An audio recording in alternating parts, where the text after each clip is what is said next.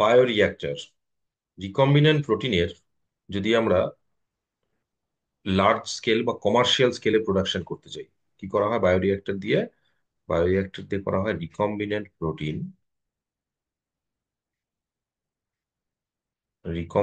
প্রোটিনের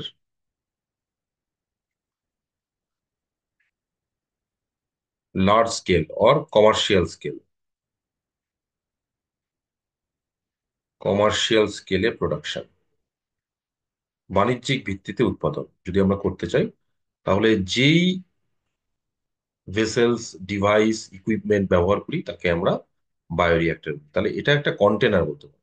এটা stainless steel দিয়ে তৈরি হয়, মোটামুটি ভাবে 100 থেকে 1000 লিটার র ম্যাটেরিয়াল কন্টেন করতে পারে। তার মানে এইখানে কি করা হবে?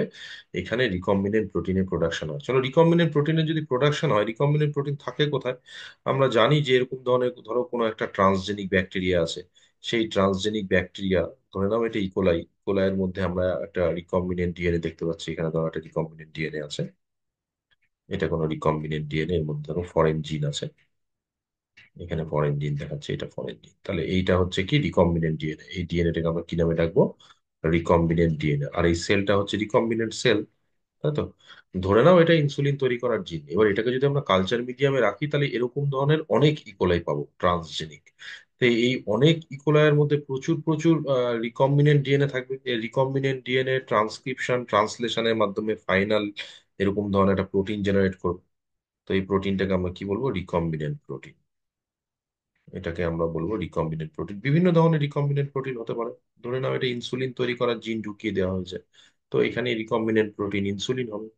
তো লার্জ স্কেলে এই রিকম্বিনেন্ট প্রোটিনের প্রোডাকশন করার জন্য আমরা যেই কন্টেনার, যে ভেসেলসটা ইউজ করে থাকি, সেটা হচ্ছে বায়োরিয়াক্টর। এটা মোটামুটি 100 to 1000 লিটার ক্যাপাসিটির একটা কন্টেনার থাকে।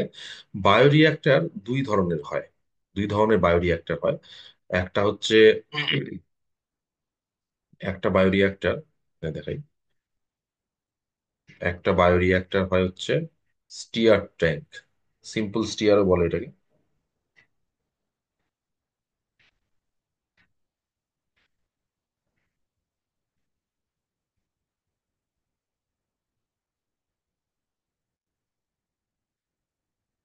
একটা সিম্পল স্টিয়ার ট্যাঙ্ক বায়োরিয়াক্টর হয়, আর একটা হয় হচ্ছে স্পর্জার স্টিয়ার।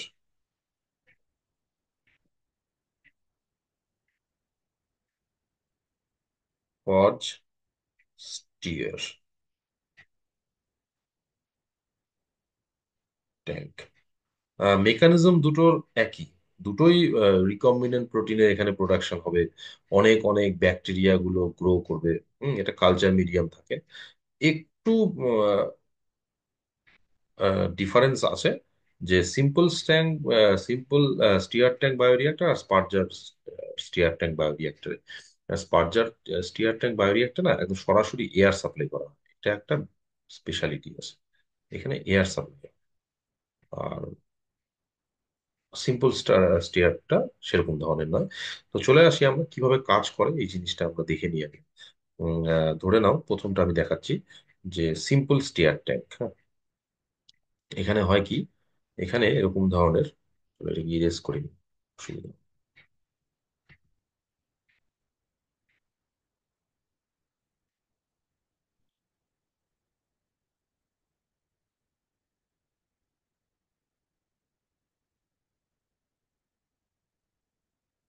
ঠিক আছে, এরকম ধরনের একটা স্টেনলেস স্টিলের কন্টেনার, নিচেরটা না কার্ভ হয়, নিচেরটা হচ্ছে কার্ভ হয়।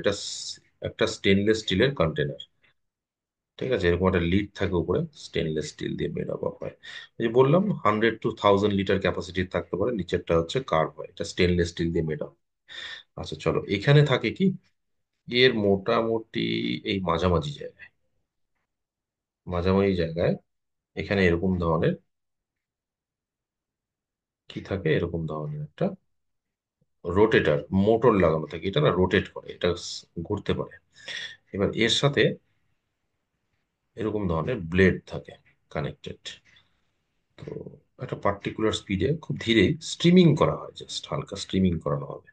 এখানে থাকলো, এই জায়গায় থাকে কিছু ব্লেড, এরকম ব্লেড দেখা যাচ্ছে, ফ্যানের পাখার মতো আর কি। এই জায়গাটা থাকছে কিছু ব্লেড, এখানে কিছু ব্লেড থাকছে দেখো। হুম। এবার এই হচ্ছে ট্যাঙ্কটা, তার মানে এটা কি করতে পারে, এটা রোটেট করতে পারে, হ্যাঁ, স্ট্রিমিং হয়। এবার এর ভেতরে থাকে কি, এর ভেতরে না এখানে থাকে আহ এখানে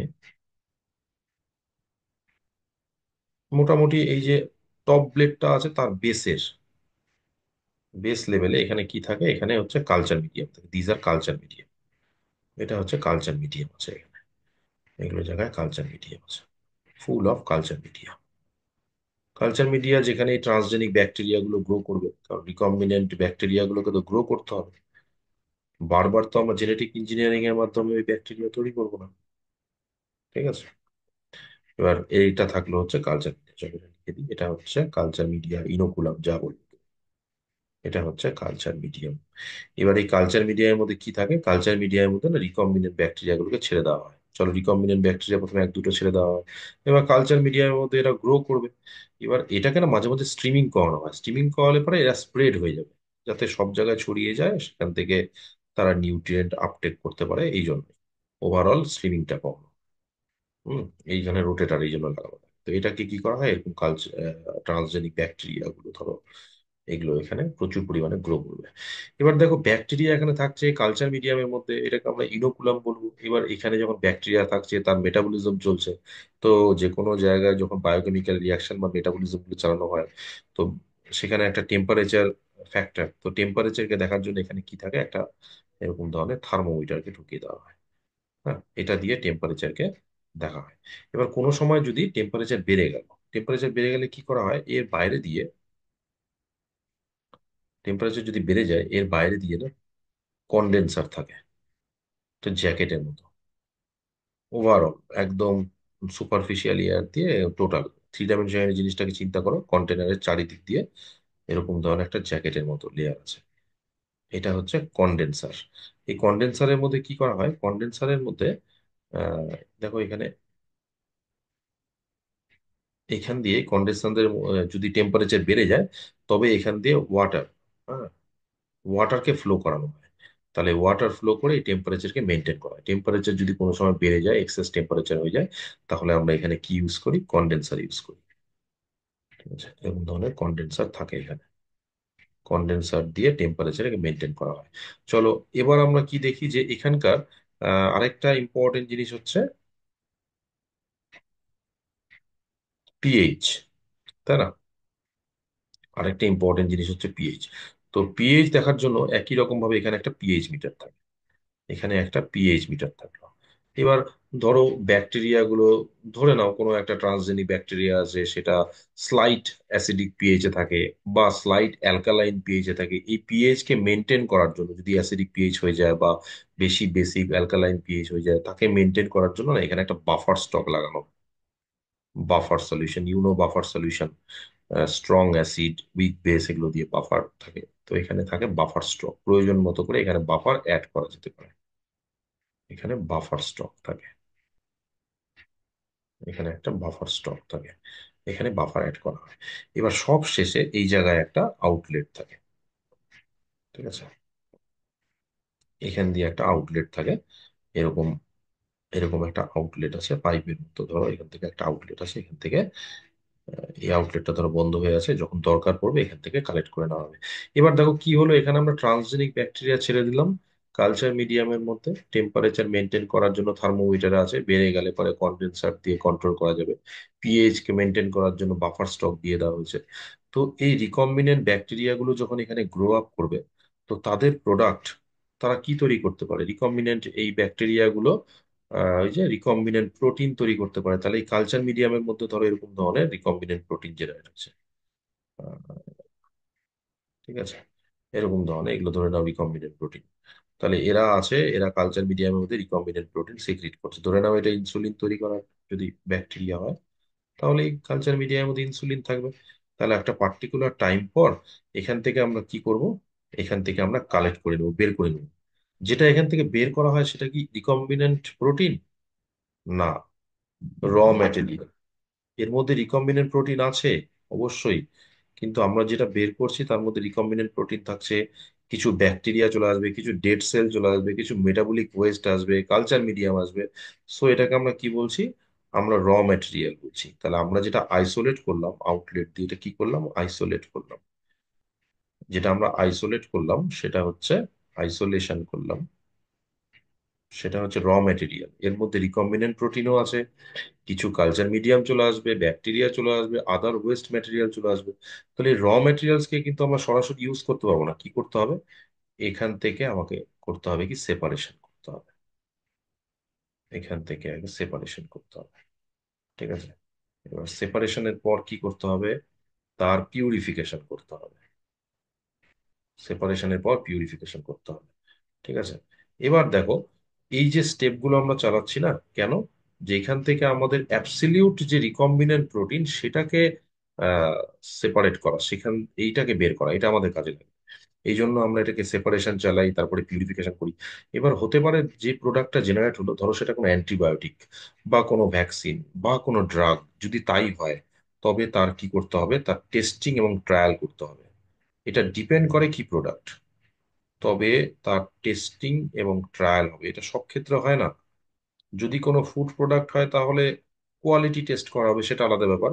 কিন্তু এটা যদি কোনো ভ্যাকসিন বা অ্যান্টিবায়োটিক হতো বা কোনো ড্রাগ হতো, তাহলে তার অবশ্যই টেস্টিং এবং ট্রায়াল দরকার। তাহলে এটা কোন কোন ক্ষেত্রে করা হয়? এটা করা হয় ভ্যাকসিনের ক্ষেত্রে, এটা করা হয় কোনো বিশেষ ড্রাগ ওষুধের ক্ষেত্রে, কোনো স্পেসিফিক অ্যান্টিবায়োটিক, অ্যান্টিবডি এক্সেট্রা। ঠিক আছে? এই সমস্ত ক্ষেত্রে আমরা টেস্টিং এবং ট্রায়াল, তারপরে যখন কমপ্লিট হয়ে যাবে দেন এটা আমরা মার্কেটিং, দেন এটার মার্কেটিং হবে, মানে এটাকে বাজারজাত করা হবে। ঠিক আছে? আচ্ছা, দেন এটার মার্কেটিং। তো আম, দেখো, আমরা বায়োরিয়াক্টর থেকে যেটা আইসোলেট করলাম সেটা হচ্ছে র ম্যাটেরিয়াল। র ম্যাটেরিয়ালের মধ্যে থেকে রিকম্বিনেন্ট প্রোটিনকে সেপারেট করা হলো, তার পিউরিফিকেশন করা হলো। এটা যদি কোনো ভ্যাকসিন হয়, কোনো ড্রাগ হয়, অ্যান্টিবায়োটিক হয়, তবে তার টেস্টিং এবং ট্রায়াল দরকার, দেন এটা মার্কেটিং করি। আচ্ছা, এটা যদি কোনো ফুড প্রোডাক্ট হয় তাহলে প্যাকেটজাত করতে গিয়ে এটা অবশ্যই মার্কেটিং এর আগে এটাকে আমাদের প্রিজারভেটিভ অ্যাড করতে হয়। তাহলে এটাও একটা স্টেপের মধ্যে আসবে, অ্যাড প্রিজারভেটিভ, যাতে অনেক দিন পর্যন্ত ঠিক থাকবে। হুম। তাহলে অ্যাড প্রিজারভেটিভস এটাও একটা চলে আসবে। তাহলে এই যে স্টেপগুলো বায়োরিঅ্যাক্টর থেকে যেটা আমরা পেলাম, তারপরে আমরা অনেকগুলো স্টেপ চালালাম। ঠিক আছে? এই সমস্ত স্টেপগুলো, এই সমস্ত কিছুকে র মেটেরিয়াল আইসোলেট করলাম, সেপারেশন করলাম, পিউরিফিকেশন করলাম, আর যদি প্রয়োজন হয় তবে তার টেস্টিং ট্রায়াল করে প্রিজারভেটিভ অ্যাড করে মার্কেটে ছাড়া হয়। এই স্টেপগুলোকে না বলা হয় ডাউন স্ট্রিম প্রসেসিং। বলা হয় ডাউন স্ট্রিম প্রসেসিং। ঠিক আছে?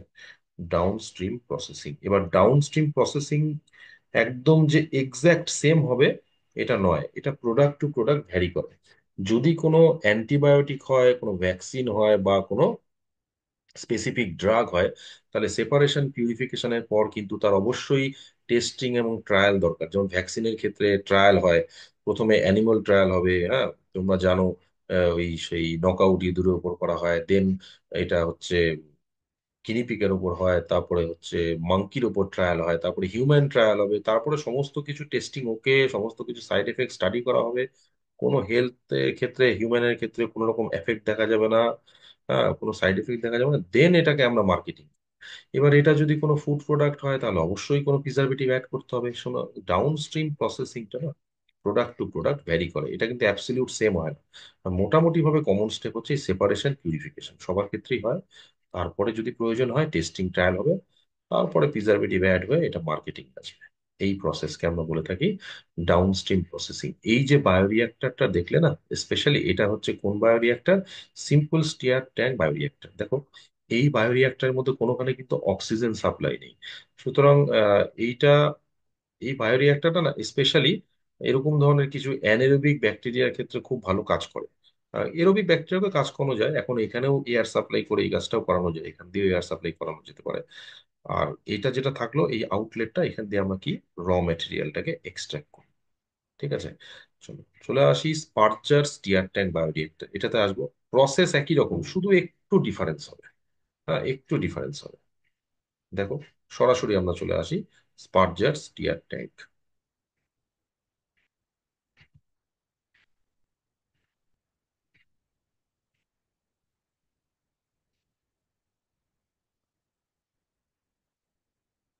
তাহলে এটা আমরা দেখলাম কি?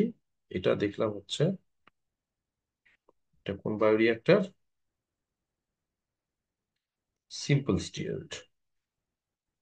এটা হচ্ছে সিম্পল স্টিয়ার্ড ট্যাঙ্ক বায়োরিয়াক্টর। হ্যাঁ। আর স্পার্জার স্টিয়ার ট্যাঙ্কটা কেমন হয়? স্পার্জার এটা এরকম ধরনের রেক্ট্যাঙ্গেল শেপ হয়। এর তলটা কার্ভ থাকে না, রেক্ট্যাঙ্গেল। আমি একটু ছোট করে দেখাচ্ছি, এটা একটু রেক্ট্যাঙ্গেল হবে। স্টেনলেস স্টিল দিয়ে মেড আপ হয়। এখানেও একটা রোটেটর থাকে, রোটেটরটা অন্যরকম হয়, এরকম ধরনের একটা রোটেটর। এখানে এরকম ধরনের দুটো বিট থাকে, এটা রোটেট করে। এটা এরকম ধরনের রোটেট করে। ঠিক আছে। আর এখানে যেটা সাপ্লাই করা হয় না এখান থেকে, এরকম ধরনের, এখান দিয়ে এয়ার সাপ্লাই করা হচ্ছে। এখান দিয়ে এয়ার সাপ্লাই করা হয়, খুব স্পিডে এয়ার এখানে পাস করানো হয়। তো এয়ার পাস করানো যখন হয়, এর ভেতরে কি থাকে? এখানে কালচার মিডিয়াম থাকবে, এয়ারে culture medium, same inoculum culture medium থাকবে। ঠিক আছে, কালচার মিডিয়াম থাকবে। তার মধ্যে আমরা এই ট্রান্সজেনিক যে ব্যাকটেরিয়া গুলো আছে, রিকম্বিনেন্ট সেল গুলো, সেগুলো ছেড়ে দিয়েছি। তো এরা হচ্ছে এখানে গ্রো আপ করবে। আর এই যে এয়ার সাপ্লাই করা হচ্ছে না, এয়ারে জন্য মিক্স আপটা হয়ে যায়। তার ফলে এটা, এখানে অনেক সময় না এরকম ধরনের ফোম জেনারেট হয়, এরকম কিছু ফোম জেনারেটর দেখা যায়। মানে এয়ার এটাকে রিসাফলিং করবে।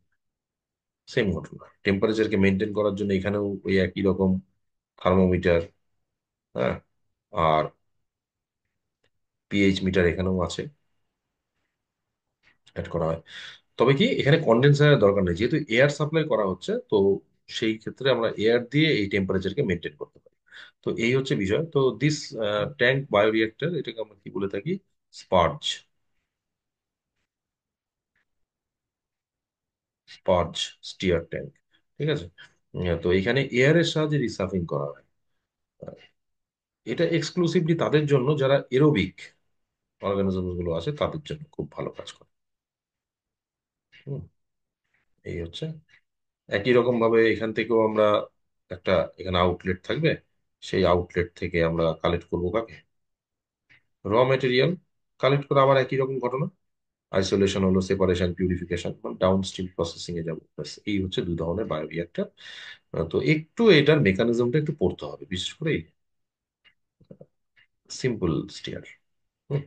আর ডাউন স্ট্রিম প্রসেসিং কি বুঝতে পারলাম? ডাউন স্ট্রিম প্রসেসিং হচ্ছে যেটা আইসোলেট করলাম, সেই আইসোলেট ম্যাটেরিয়াল মধ্যে, র ম্যাটেরিয়াল, ওটার মধ্যে তো রিকম্বিনেন্ট প্রোটিন আদার্স কিছু আছে। তো সেখান থেকে তার সেপারেশন, পিউরিফিকেশন, টেস্টিং, ট্রায়াল করে এটাকে মার্কেটে বাজারজাত করা হয়। এই হচ্ছে বায়োরিয়েক্টর। বায়োরিয়েক্টরে আমাদের আহ, কি জন্য কাজে লাগে? যে এখান থেকে আমরা কি পাই? রিকম্বিনেন্ট প্রোটিন পাই। মূল জিনিস হচ্ছে রিকম্বিনেন্ট প্রোটিন। এবার রিকম্বিনেন্ট প্রোটিন কতটা পাই? অনেক, প্রচুর পরিমাণে পাই। এই যে বললাম, দেখো র ম্যাটেরিয়াল ক্যাপাসিটি দেখো, আপ টু 1000 লিটার পর্যন্ত রাখতে পারবে। তাহলে এখানে আমরা কমার্শিয়াল স্কেল, লার্জ স্কেলে প্রোডাকশন করতে পারি। লার্জ স্কেল অর্থাৎ আমাদের ধরো একটা রিকম্বিনেন্ট ব্যাকটেরিয়া তৈরি করলাম, সেটাকে বারবার জেনেটিক ইঞ্জিনিয়ারিং মাধ্যমে তৈরি করার দরকার নেই। এই বায়োরিয়াক্টরের মধ্যে কালচার মিডিয়া আছে, ছেড়ে দাও এখানে, এখানে তারা গ্রো করবে, তারা সুটেবল এনভায়রনমেন্ট এখানে দিয়ে দেওয়া হয়। দেন এখান থেকে আমরা এই র ম্যাটেরিয়াল থেকে আমরা সেপারেশন, পিউরিফিকেশন করে রিকম্বিনেন্ট প্রোটিনকে আইসোলেট করে দিই, অর্থাৎ ডাউনস্ট্রিম প্রসেসিং চালাই। তো এটা ইন্ডাস্ট্রিয়াল মাইক্রোবায়োলজিতে খুব কাজে দেয়। ঠিক আছে। এরকম বিভিন্ন ধরনের ইন্ডাস্ট্রি যেখানে মাইক্রোবস মেডিয়েটেড, সেই ইন্ডাস্ট্রিয়াল এরিয়াতে তো এই বায়োরিয়াক্টরকে কাজে দেয়।